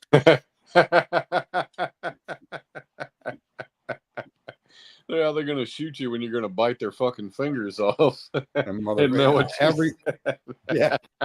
I'll rip into you like a fucking crazed cat. I don't give a fuck. I'm not here to play boxy box with you. No one is saying this. See these. Here's another programmed response. You can't have a discussion because of this fucking outrage. Oh, but that's just being honest with it. Okay. Yeah, that justifies your way of thinking the earth is flat, you fucking twit donkey. Jesus Christ. Of course they lie to us. No one's saying they don't. But for God's sakes, if your kid steals a cookie jar, execute him. He's going to turn out to be a fucking national criminal, a worldwide, world-renowned thief. And because he stole a cookie at 6 years old. I mean, come on. We live in a very, very crazy time. We don't realize just how deeply we've all been programmed and how we keep reprogramming ourselves every time we turn on the fucking computer or the phone. It's like updating our programming constantly with more and more conspiracies. I'm telling you, the quickest fucking solution for anybody that even remotely sees it in themselves is turn off the fucking internet for a week. Hell yes. Turn it off. Turn it off and let go of whatever the fuck it is you thought you had interest in. Turn it the fucking off for 7 days and then come back to it. Dude, I go to Twitter, I lose my mind looking at these posts. Right? Mm-hmm.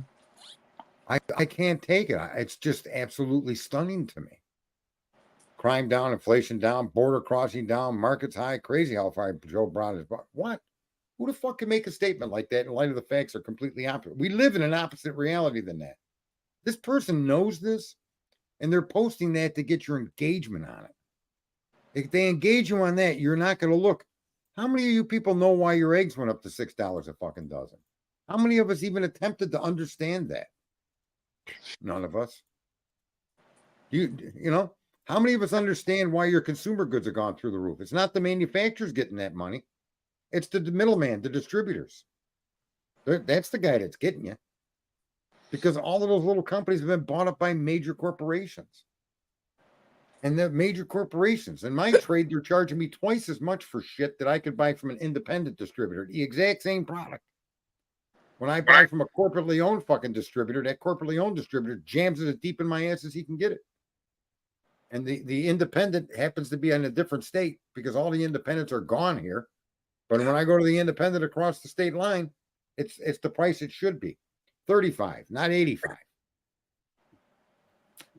It's crazy. And Americans don't seem to even want to look into why their prices went through the roof. I mean, you lost a couple of billion fucking chickens over the last fucking 3.5, 4 years. You guys don't even know that. Well, if you lose 1 billion chickens per se, I don't know how many eggs do a chicken lay a day there, Cletus. I'm just not schooled in that. One to two. Well, 1 to 3, depending on the breed. So we'll say that they're bred to make eggs. So we're losing out on 2 billion eggs a day. Oh, I wonder why eggs are costing $6 million. Well, here's the question: why did the billion chickens die? This isn't a who crossed the fucking road or what came first question. There's an answer to this particular chicken question, right? Oh fuck! No, I mean, I make the throw fucking ridiculous humor at it, but there's a reason to know. There's a truth under the idea of what happened to those billion chickens. Nobody even discussed it, talked about it, wanted to find out about it. Who were the chicken farmers? Who owned the farms? Where were they located? You claim they died in the fire. I don't understand how 1 billion of anything could get fucking killed in a fire before you could put the fire out or get one of them out of there. Could you have only killed 999,999,999 chickens and you saved one out of a fucking billion? You couldn't save any of them? Holy fuck. How about a farm with 1 million or 2 chickens that went up in smoke? That's a lot of birds, man. So what caused the egg price to go up? Nobody wanted to look. And the facts are out there for us to find. And the people that were involved with that know that, are out there connected to those facts. And we don't want to deal with that reality. Yeah, they want us to eat bugs, not meat, because they want to send the meat to the foreigners. They want the Chinese and the other countries to get that meat. We all know what's going on, but none of us spend any time actually trying to live within reality and discuss it amongst each other. Right? We'd rather ignore it and just complain that the eggs cost $6.99 a dozen. Jesus Christ, Twitter. Oh, God, I think it's 100 points these people are down on IQ. What do you think, Cletus? What? What are you talking about? I think if you take the American citizen and wipe out 100 IQ points, you've got the exact fucking situation we live in. which means many of you have negative IQs. Right? You can't even break the scale of 0. Well, an IQ it's a capability number, right? It's not necessarily a performance factor. It's capability factor. And it does, to me, that's why I look at it and I'm like, yeah, if people turned the fucking internet off for 7 days and focused on what matters in their life, they would come back to the internet with a different fucking perspective. Now, if they fell right back into the same bullshit, that's because they need to go turn it off again and think harder about what's important. And So what let me suggest this. I think what you're saying is this: delete all of your accounts, erase it all of it. Save your pictures. You don't have Okay? to delete them. I wouldn't No, suggest. well, listen, delete them all. Just all your friends, get rid of them all and come back blank and start over. That's what we need to do. That's fair. Or when you come back, if you don't do that, right? So I'll give you an example. We fucking pretty much stepped away from the true crime genre. Not only did we step away from it, we selected do not recommend on every single fucking feed, true crime channel that would come up in the feed. Since then, we have had the most in-depth fucking discussions about true crime, the true crime and the facts around situations, that it's just fucking amazing, right? And Because we stepped away from the bullshit, got back to the facts, which is what we were in it for. And it's like, oh yeah, so now we're, you can come back, just don't listen to the bullshit that you already identified is a fucking trap. Yeah. Look at this. Look at this person's bringing up food processing plants. Look at all the derailments and bridge failures and bridge failures when it comes. How about pipeline failures? And none of us talk about these real realities, Heather. What I want to know is why there have been so many fucking natural gas explosions in fucking homes in the past couple of years. Right. That's what I truly like. I really want to fucking know what the fuck. Well, like in the California fires where those neighborhoods were burned down, some houses went down, some houses didn't, right? Mm-hmm. And there were no trees burned around them. Now, I always contended that was due to the meter that'll regulate and regulate the amount of power you can use during the day, not just keep track of it, but they could turn it on and off and reduce what comes into your home. I take my understanding of what happened based on that, and many witnesses that were in the house saying they heard crackling in the walls. Okay, I don't accept the idea that some satellite from space was targeting and shooting those houses. I won't even have that conversation with you. But the facts on the ground do tell a story of an electrical grid issue. And the houses that didn't burn, in most cases, didn't have the meter. And even then, some of them did, but they weren't affected like the houses on either side of them. How did the houses in front, back, and either side of you all go up in flames, but you don't? And there is a logical land-based understanding and explanation of that. And the fact is, California, in the areas that you see this happening, you have all those smart meters on the house. And for the smart meter to go into failure mode or to cause that wouldn't be a surprise to me. Nobody even discussed these meters. Nobody. And to keep that completely out of the topic is just ridiculous. Because these fires were localized to each individual home. They had grass and trees in the front yard. None of them burnt down. The forest fire the fire they say that started in the woods all started near power lines, and none of those woods butted up to the houses. In other words, this was like a cul-de-sac with a road that went all the way around it. And houses in the middle were burning down, just like houses on the edge. And the closest tree was a couple 100 feet from any house when it came to where the woods were. So you can't argue that was a fire in the woods that started all by itself or by an arsonist and burnt multitude of homes in this big circle of development. Some burnt, some not burnt. None of the trees in their yards were burnt. The trees were not that far from the house. They didn't go up in flames. So my point is, what else could have been there that could have allowed that kind of scenario to play out? And those smart meters were instantly what came to my mind, because it would fit what you're viewing and the randomness of how all these houses burnt down and the fact that there was no burnt forest around any of these developments. So but no, people had to jump to there's some laser in space, and if you have a blue roof, you're safe. No, am I wrong? I did see a video about that, right? And then another video showing that it was 100% fake, and I'm like, yeah, that's Look, there's space lasers glued to a firmament pointed right at us. Okay.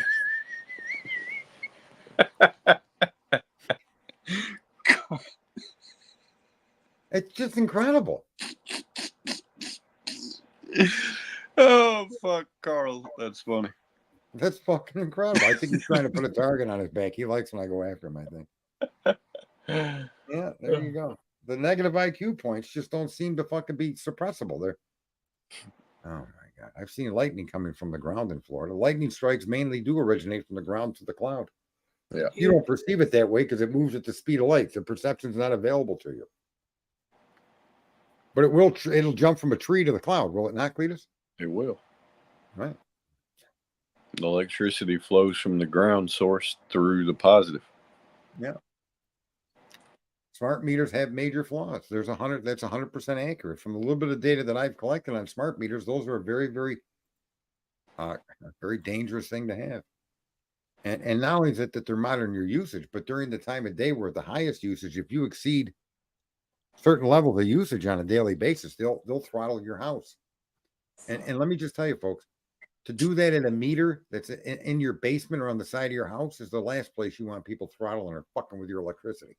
And the reason for that is electric motors don't have any kind of sense of anything except feed me. And when you turn on an electric motor, it's going to draw whatever current it can draw. It'll set all the fucking wires in your house on fire. It'll draw from every fucking place it can draw. If you're going to try to restrict, it's not like a light bulb with a dimmer switch. An electric motor runs at a certain RPM. It draws a certain current to maintain that level of output. And if you start to try to lower the power to that motor, it's going to start fucking drawing down. It'll fucking start a fire in a minute. So refrigerators, air conditioners, furnaces, washers, dryers, all contain high load electric motors in them.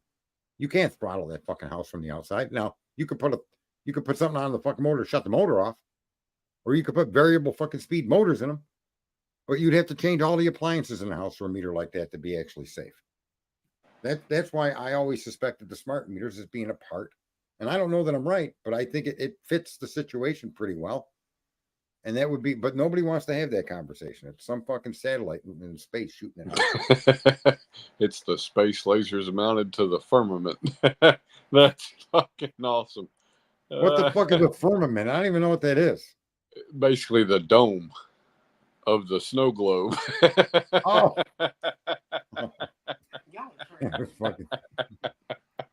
That's fucking awesome. I get it now. I'm telling you, that's fucking hilarious. That's some funny ass shit.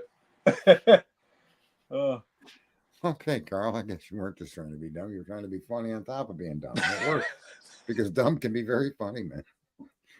It lost me. I didn't know. I've never heard that word before, so it was new to me.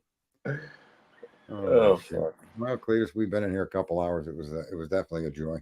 Yes, sir. And we'll be back tomorrow at 9 o'clock. Your Ashurst News Network. Your host, Sergeant Friday, and your co-host. I guess that's his title. What is your title there, Cletus? I got him first. Just remember that, folks. I'm quick on the draw. I am quick on the draw. Have a good night until tomorrow. Talk to you.